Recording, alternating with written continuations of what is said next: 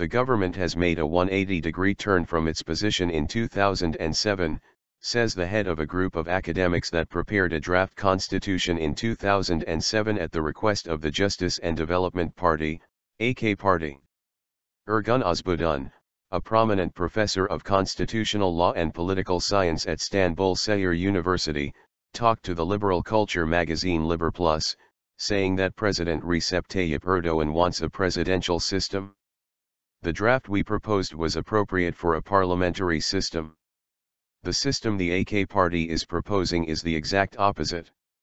Not an American-type democratic presidency, but more a super-presidency. This isn't a system suitable for a democratic country, he said. Erdoğan has emphasized the superiority of the presidential system many times in the past and said that he wants to change the current parliamentary system of government to a strong presidential system.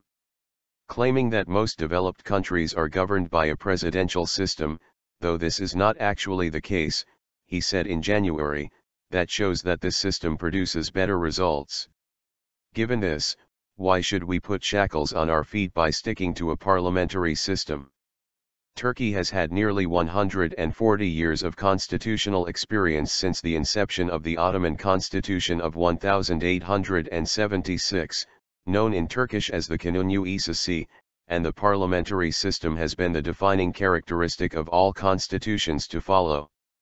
Even in the 60-odd years of multi-party politics Turkey has seen, witnessing 4 military coups and prime ministers being executed, Turkey has never taken a step to change its system of governance to a presidential one.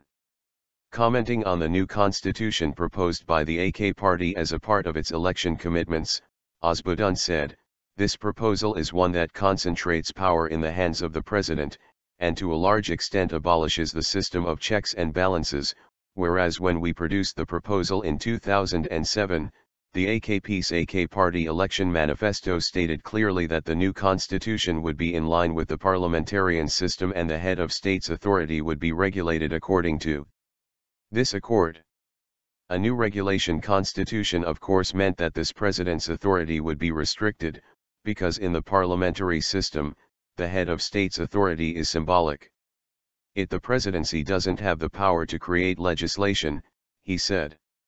Upon being asked whether he thought there would be a permanent constitution created that takes into account the political stances of all segments of society, he said, "I say, with regret, that I cannot see that happening in the foreseeable future," continuing, "At best it will be a constitution that has the support of 50% of the public. Even that is a far stretch. With a constitution like this AK party's proposed draft the public cannot have a permanent constitution."